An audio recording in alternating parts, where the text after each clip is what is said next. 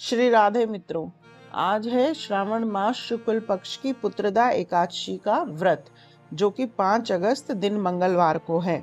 सबसे पहले गणेश जी को प्रणाम करते हुए अपने अपने गुरुदेव को नमन करेंगे। अब अपना ध्यान भगवान श्री हरि विष्णु के चरणों में केंद्रित करते हुए करते हैं एकादशी के महात्म्य का श्रवण। युधिष्ठिर जी ने पूछा, मधुसूदन, श्रावण के शुक्ल पक्ष में किस नाम की एकादशी होती है? कृपया मेरे सामने उसका वर्णन कीजिए। भगवान श्री कृष्ण बोले, राजन, प्राचीन काल की बात है। द्वापर युग के प्रारंभ का समय था।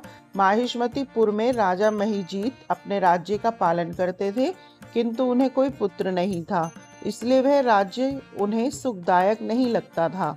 अपनी अवस्था अधिक देखकर राजा को बड़ी चिंता होती थी। उन्होंने प्रजावर्ग में बैठकर इस प्रकार कहा, प्रजाजनों, इस जन्म में मुझसे कोई पातक नहीं हुआ। मैंने अपने खजाने में अन्याय से कमाया हुआ कोई धन नहीं जमा किया। ब्राह्मणों और देवताओं का धन भी मैंने कभी नहीं लिया। प्रजा का पुत्रवत पालन किया, धर्म से पृथ्वी पर अधिकार जमाया तथा दुष्टों को वे बंधु और पुत्रों के समान ही क्यों न रहे हों दंड दिया। शिष्ट पुरुषों का सदा सम्मान किया और किसी को द्वेष का पात्र नहीं समझा। फिर क्या कारण है जो मेरे घर में आज तक पुत्र उत्पन्न नहीं हुआ? आप लोग इसका विचार करें।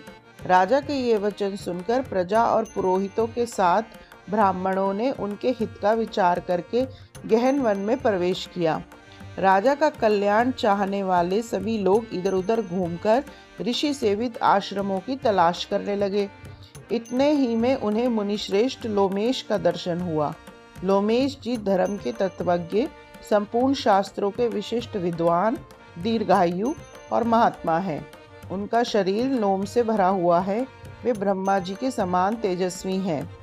एक एक कल्प बीतने पर उनके शरीर का एक एक लोम विषर्ण होता टूटकर गिरता है, इसलिए उनका नाम लोमेश हुआ है। वे महामुनि तीनों कालों की बात जानते हैं। उन्हें देखकर सब लोगों को बड़ा हर्ष हुआ। उन्हें निकट आया देख लोमेश जी ने पूछा, तुम सब लोग किस लिए यहाँ आए हो? अपने आगमन का कारण बताओ। तुम लोगों के लिए जो हितकर कार्य होगा मैं अवश्य ही करूँगा। प्रजा ने कहा, ब्राह्मण, इस समय महीजीत नाम वाले जो राजा हैं, उन्हें कोई पुत्र नहीं है। हम लोग उन्हीं की प्रजा हैं, जिनका उन्होंने पुत्र की भांति पालन किया है। उन्हें पुत्रहीन देख उनके दुख से दुखित हो हम तपस्या करने का दृढ़ निश्चय करके यहाँ आए हैं। द्विजोत्तम, राजा के भाग्य से इस समय हमें आपका दर्शन मिल गया है। महापुरुषों के दर्शन से ही मनुष्य के सब कार्य सिद्ध हो जाते हैं। मुने, अब हमें उस उपाय का उपदेश कीजिए जिससे राजा को पुत्र की प्राप्ति हो। उनकी बात सुनकर महर्षि लोमेश 2 घड़ी तक ध्यान मग्न हो गए। तत्पश्चात राजा के प्राचीन जन्म का वृत्तांत जानकर उन्होंने कहा, प्रजावृंद सुनो। राजा महीजीत पूर्व जन्म में मनुष्य को चूसने वाले धनहीन वैश्य था। वह वैश्य गांव-गांव घूमकर व्यापार किया करता था। एक दिन जेठ के शुक्ल पक्ष में दशमी तिथि को जब दोपहर का सूर्य तप रहा था, वह गांव की सीमा में एक जलाशय पर पहुंचा। पानी से भरी हुई बावली देखकर वैश्य ने वहां जल पीने का विचार किया। इतने में ही वहां बछड़े के साथ एक गौविया पहुंची। वह प्यास से व्याकुल और ताप से पीड़ित थी, अतः बावली में जाकर जल पीने लगी। वैश्य ने पानी पीती हुई गाय को हटाकर दूर कर दिया और स्वयं पानी पिया। उसी पाप कर्म के कारण राजा इस समय पुत्रहीन हुए हैं। किसी जन्म के पुण्य से इन्हें अकंटक राज्य की प्राप्ति हुई है। प्रजा ने कहा, मुने, पुराण में सुना जाता है कि प्रायश्चित रूप पुण्य से पाप नष्ट होते हैं, अतः पुण्य का उपदेश कीजिए जिससे उस पाप का नाश हो जाए। लोमेश जी बोले, प्रजाजनों, श्रावण मास के शुक्ल पक्ष में जो एकादशी होती है वह पुत्रदा के नाम से विख्यात है। वह मनोवांछित फल प्रदान करने वाली है। तुम लोग उसी का व्रत करो।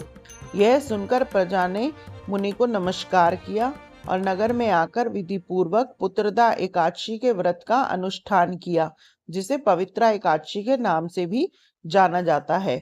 उन्होंने विधि पूर्वक जागरण भी किया और उसका निर्मल पुण्य राजा को दे दिया। तत्पश्चात रानी ने गर्भ धारण किया और प्रसव का समय आने पर बलवान पुत्र को जन्म दिया। इसका महात्म्य सुनकर मनुष्य पाप से मुक्त हो जाता है तथा इस लोक में सुख पाकर परलोक में स्वर्गीय गति को प्राप्त होता है।